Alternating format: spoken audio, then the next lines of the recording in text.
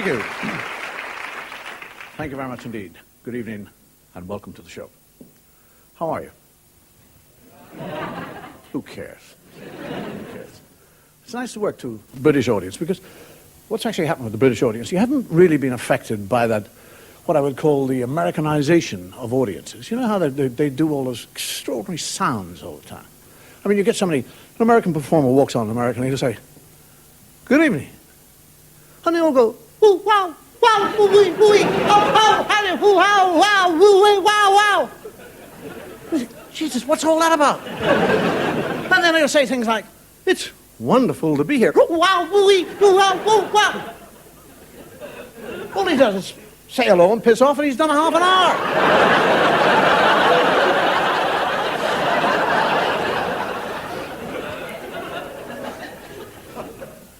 As I get older, I get more curious. I don't mean I get more curious, strange. I get more curious about things I never got curious about. Why? Why is a great question. Why is it? Have you ever noticed, why is it when you hit your knee, or crack your elbow, or stub your toe, you become dumb for about 10 seconds, you go.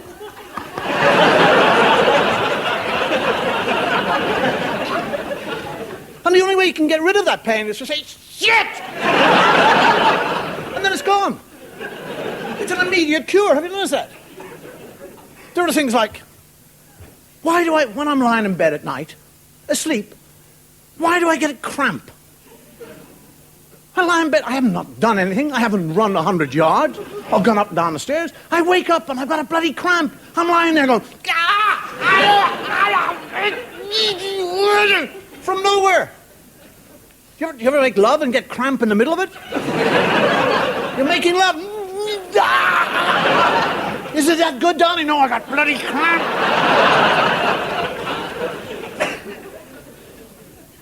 The yips, I'm interested in the yips. Have you heard about the yips? Sportsmen get the yips. It's a kind of nervous block of some sort, where they can't finish off what they're doing. Darts players, they kind of go.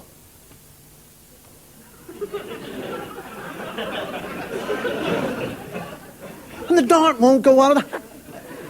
You see snooker players, they got zoomed in. Golfers, the same thing.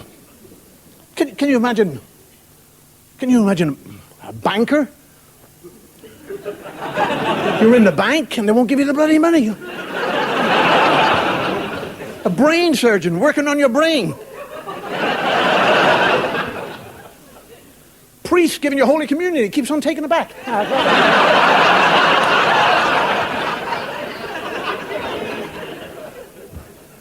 Can you imagine just approaching the climax of love? And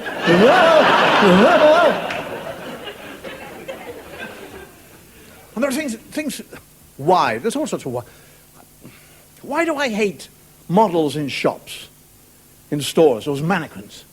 I mean, I walk down, I hate them. They're always so kind of languid and loose and bony. They're always looking up at each other kind of armpits or something, aren't they? There's the other thing. I see a model, a male model, wearing clothes in a window, and he looks wonderful. Beautiful. The suit is perfect. I go in, put that suit on, I look like a sack of manure. And there are things too. Why do politicians, there's another question, why do politicians, when they're talking about the educational system, why do they always say the 3 R's? The 3 R's. And then they say it. The 3 R's, reading, writing, and arithmetic. Bloody bastard can't even spell, for Christ's sake. Why is it when I'm getting older, my hair is getting grayer, and yet every American president, his hair gets darker? There are things that puzzle me. I've been spending for years. Why is it I can never get a whole Brazil nut out of the shell? For bloody years, I have the crackers, and I go, and I've got it perfect, and I go, and it's split in half, you bastard! There are things that, why do slow drivers, why is it slow drivers always wear hats? You're behind one of those bastards with a little hat. And there's another thing I like to do in cars. Why is it when one person does something, everybody does it? You sit in a car in a traffic jam and blow your horn. Just blow your horn.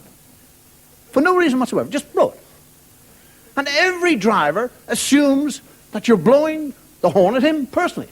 It becomes a total personal affront as far as he's concerned. You just sit in the car and go, beep, and watch all the heads in front of you. They're like demented chickens. They're all going. And then they all stop. Beep, beep, beep, beep, beep, beep, beep. And why is it that there are drivers that can always preempt the light going green? Have you ever been at the light is green, you're there, parked, waiting, not parked, waiting. And just a split second before the light turns from red to green, the fellow behind you is on the horn. And you're sitting there, it's red, beep, green.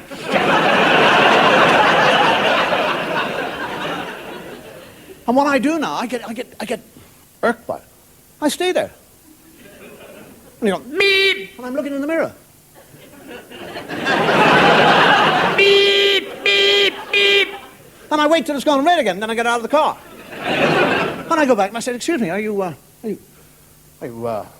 trying to tell me something? And he said, the light! Green! And I said, yes, excuse me. I said, but there was an old lady walking in front of my car at the time. I said, had I known that you were in a hurry, I'd have run the poor old bitch over. I've actually heard myself say to a driver, if I had a head like yours, I'd have it circumcised.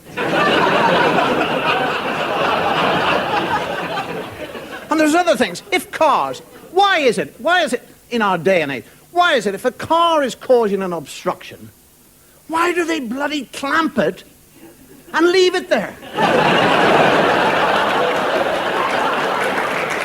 Puzzling things in life. Things that's always puzzled me. Food in our kitchens. You remember from your childhood, you remember from yesterday, any time of your life. You walk in and you'll say, can I have a glass of milk? And they go, yeah, don't use the fresh one. Use up yesterday's. So you spend all your life eating bloody stale milk and stale bread. Can I have a slice of bread? No, finish up that bit that yesterday's bread. And there are things too that confuse me. My breadboard is disappearing. I've had it for about 12 years. It started off about that thick. It's now about that thick. Am I eating it?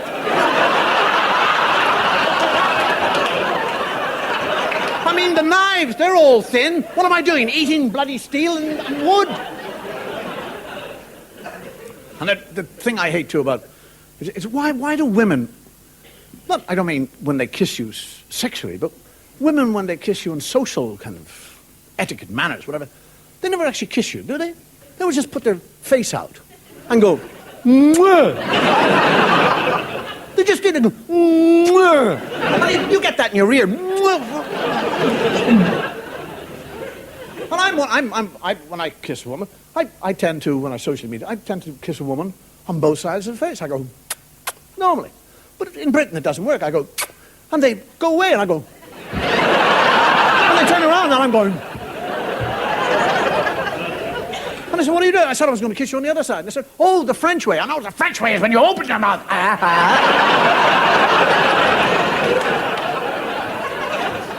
And why is it what we're doing with our lives? The most important ingredients in our lives, the most important things that we kind of eat and enjoy, we're doing away with. I mean, I'm Irish. I cannot understand the logically or the logicality.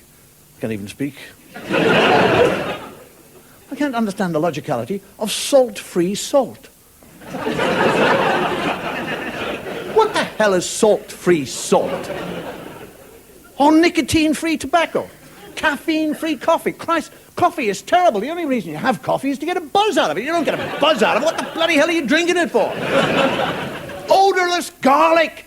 Odorless garlic. The joy of eating garlic is breathing on people the next day. Get that into your lungs, you bastard. Alcohol-free booze, for Christ's sake. What is that? And they're showing us adverts now, implying that all these people are having a wonderful time in the pub. See all these people sitting in the pub? Ha, ha, ha, ha, ha, ha, ha, ha, ha, ha. And people go over, are you all right? Yes, you don't have to be drinking booze to be happy. Ha, ha, ha, ha. You're on heroin or something. Clear mascara. Have you seen that? Clear mascara. I mean, you have mascara to heighten the eye line. But Jesus, I'm wearing an invisible eye line. I mean, what next? What about sex? What is it going to be? Orgasm-free sex? Antidepressants. When you get depressed, they give you antidepressants. Do you know what antidepressants do to you? Do to your system? They make you impotent. You become impotent from antidepressants. So when you become impotent, you become even more depressed. And they give you more antidepressants, and you become even more depressed. So you're totally celibate and depressed and impotent. The only job open for you is the Pope.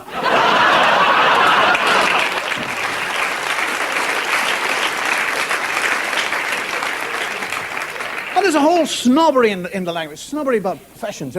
Well, for example, on television, newscasters. Newscasters read autocue, it's called. The word is autocue. Politicians refer to their notes. Lovely words. Television hosts and game shows will read cue cards. Actors will have prompt printouts or prompt pages. Comedians, idiot boards.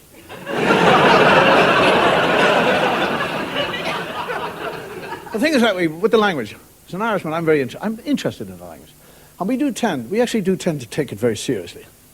And it's far better if we just break the rules occasionally, or allow it to happen, let things strange happen in the language itself. For example, I've got a very good friend of mine who's a teacher, teaches kindergarten children. And she sends me odd things about the kids. And she sent me recently, she explained to me that she was talking to these 6, 7-year-old children in the class about blood sports. And she put forward the argument that blood sports are very cruel. And then she put forward the argument that maybe they're not cruel, maybe they're necessary. She was trying to get these children to think. And she said to these children, what I want you to do now, I want you to go back home and I want you to write an essay on blood sports being cruel. But I also want you to try and write an essay on them not being cruel. You understand? Now, she sent me this copybook that this kid had filled in. And on one page he had written, blood sports are cruel. And on the other page he had written, oh no, they're not. And then on the first page, oh yes, they are. Oh no, they're not. 2 pages. Now that's wonderful. The games, you see, playing the games. We should play games with the language. I was in Lancaster recently, and I went by a hairdresser's, and the name of the hairdresser's was called Curl Up and Die. Now that's nice. That's nice. It's kind of, it makes you smile. You're walking down the road. It also makes you smile. I've seen a poodle parlor called Pride and Groom. Pause for thought. That's another one. Taxidermist I've seen. It says, get stuffed and up yours. There's a shoe shop in Oxford Street in London. Arseholes. I bought a pair of his shoes. Arseholes to him too. But if you actually take that train of thought onwards, I mean, undertakers would be his and hers.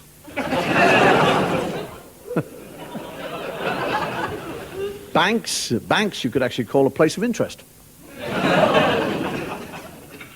Or buy myself a loan. Not bad. The House of Commons would be the House of MP Promises. House of Lords would be God's waiting room. Ministry of Fisheries would be Finders Kippers. The Welsh office would be Whitehall Leaks. And the Scottish office would be Ministry of Foreign Affairs.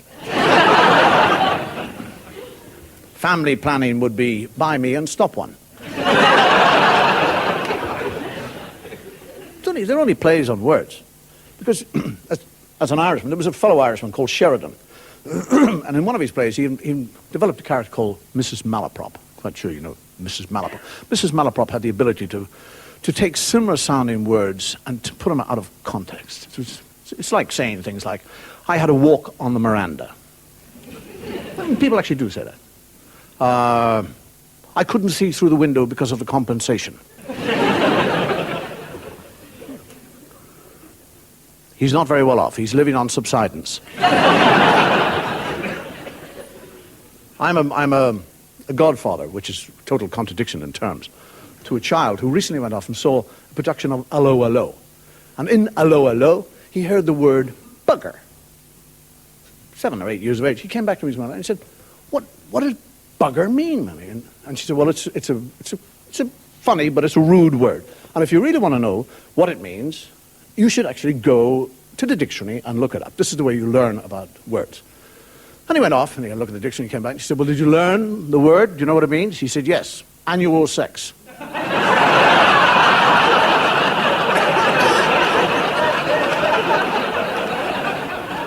I've heard about incontinent ballistic missiles. I sat at dinner one night and this woman was explaining to me that her son loved scuba diving because he liked watching underwater orgasms. My aunt, I had an aunt in Ireland who was one of those fussy aunts. I used to go and sit with her every week and eat. And at the table she's talking to me about digestion. You must eat properly.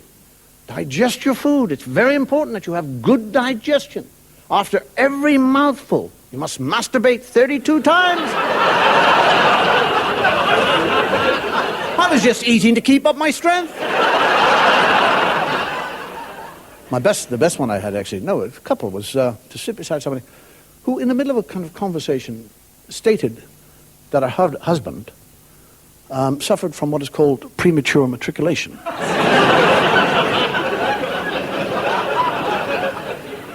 Premature matriculation. I was trying to... Did he pass out quickly? Or he came before he went? I don't know.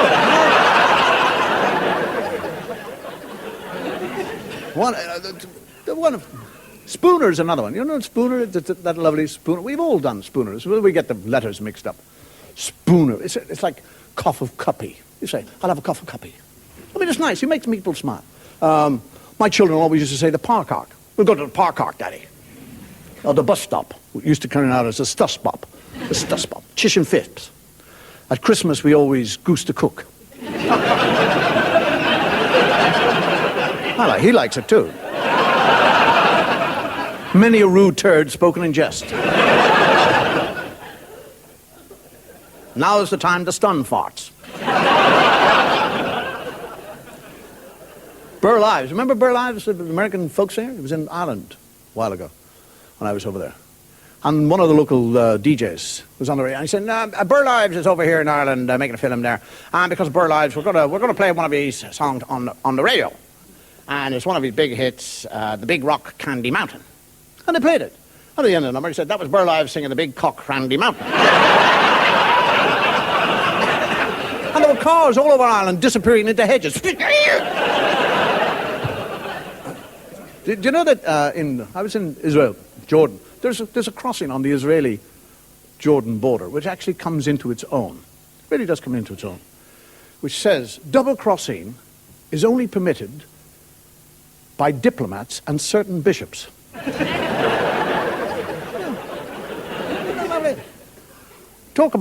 talk about the Irish illogicality, but as an Irishman, I kind of study what I would call English illogicality. I mean, how can you have things like fresh frozen peas? I mean, people actually do. I'd like some fresh frozen peas, please. And they think it's fun. I went to a restaurant recently which had closed for lunch. And I haven't eaten there, I'm not surprised. Schools now have green blackboards. I mean, why not just call it a green board? Why the hell do you have to say it's a green blackboard? I saw a sign outside a school recently which says, slow children crossing. That's a great advert for the educational system, isn't it? Slow.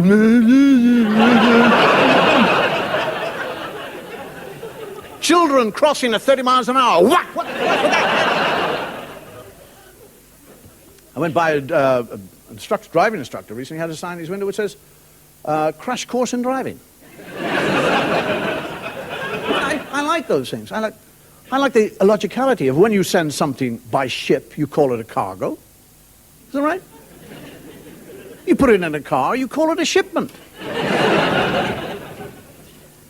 I was in Manchester, I saw a sign on a door which said, this door is neither an exit nor an entrance and must be kept closed at all times. Now why have the bloody thing? Why not just brick it up? I love things like dead slow. What is dead slow? Dead doesn't go anywhere. Dead is dead, stop, finished, gone. Live dancing. What in the name of Christ is that? Live dancing. What are you going to expect, a load of stiffs on a piece of elastic? I saw a sign in a crematorium which says, do not use the footpath to the crematorium. It is for patrons only. Should have had an afterthought. Don't leave your ash here. Years ago, when we're talking about the peculiarity of language, years ago I did a routine about certain words within certain professions which are used to imply that they've got the sack. Various professions have words which are peculiar to their own profession. For example, a nurse will be deregistered. Barristers will be debarred. Priests, I don't know why, they're defrocked. But then we started to kind of play around with different professions. Would clerks be defiled? Would musicians be decomposed? Economists deflated? Heavy drinkers delivered? Cowboys deranged? Electricians delighted? I suppose prostitutes would be delayed. Or if they got the job back again, they'd be relayed. And on that premise, we started to kind of work. It's only exercise in the language, that's all. We started to work on what we would call collective nouns. Like there's always a bunch of grapes, or a pride of lions, or a gaggle of geese, or whatever. We kind of started to play. Would you get a cast of plasterers? A horde of misers? A body of morticians? A lot of sodomites? I like that. A brace of dentists. I don't know. A rush of dermatologists. Clutch of drivers. You like that?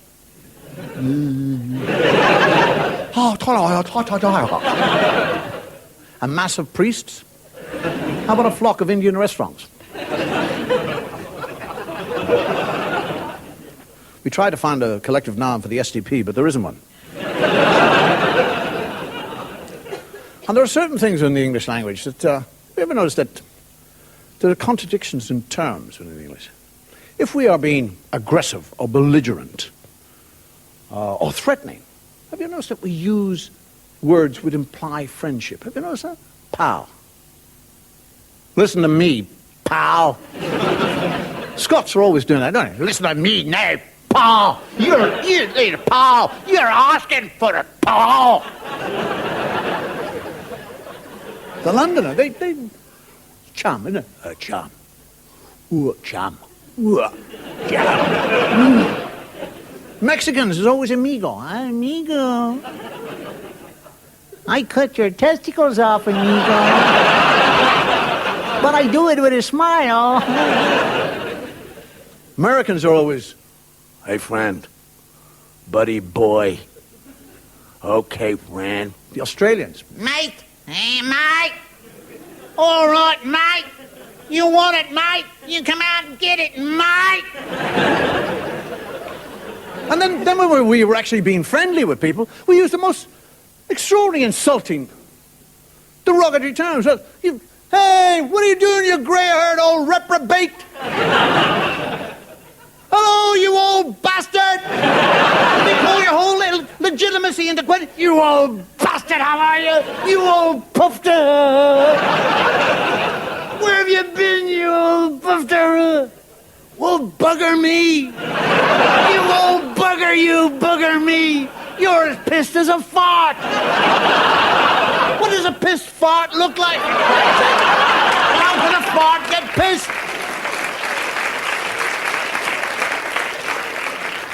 What is a pissed fart? It wobbles out of your bum?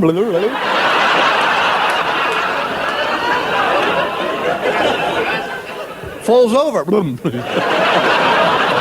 Excuse me laughing, I haven't heard that one. And then the Americans, I'm never sure what they say. I mean, the Americans will always use 8 words where one will do.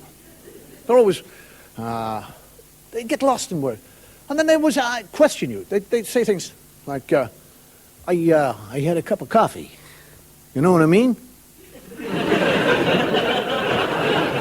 What? Yeah, I had a cup of coffee. You know what I mean? Yeah.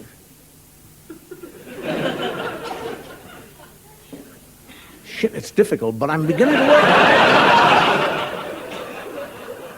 You had a cup of coffee. Yeah. The English also use expressions like, you don't say. I drove the car from Glasgow to London. You don't say. Well, who did? The Americans don't say that anymore. They don't say you don't say. They say, no shit. Shit in America is used for everything else but what it means. They don't say anything else. No shit. I was in America, and I'm saying to somebody, I said, I was in North Carolina, and I came through to New York. No shit. What? No shit. Yes. In Virginia.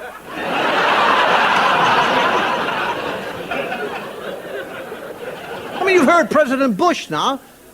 His dog doesn't shit, it doo-doos. The word doo-doo has taken over for the word shit. I'm going through Central Park with a friend of mine, a grown adult man, and he suddenly goes, oh, shit! And I go, what? He said, I've stood on some dog's doo-doo. Doo-doo. I mean, marijuana, grass, ganji, call it what you like. They don't say shit. That's what it is. In America, they call it shit. They don't say marijuana, grass anymore. Shit. I'm sitting in a bar in New York. A fella comes in. Hey, man. Hey, you, mate. What? Hey. You want to buy some shit?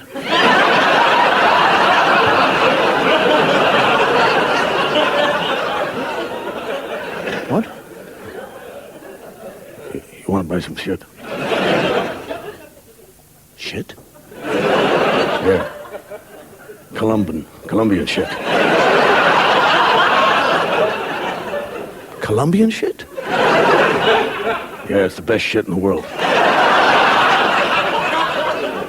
You bring it all the way up from Colombia? Yeah. You have it on you? Yeah.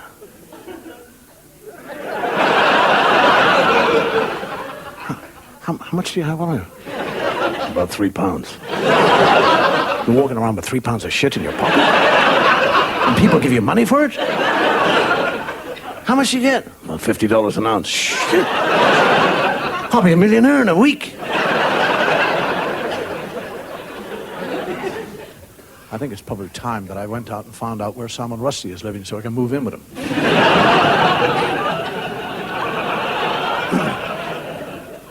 Time beats us all the time. Thanks for being a nice audience. Thanks for listening.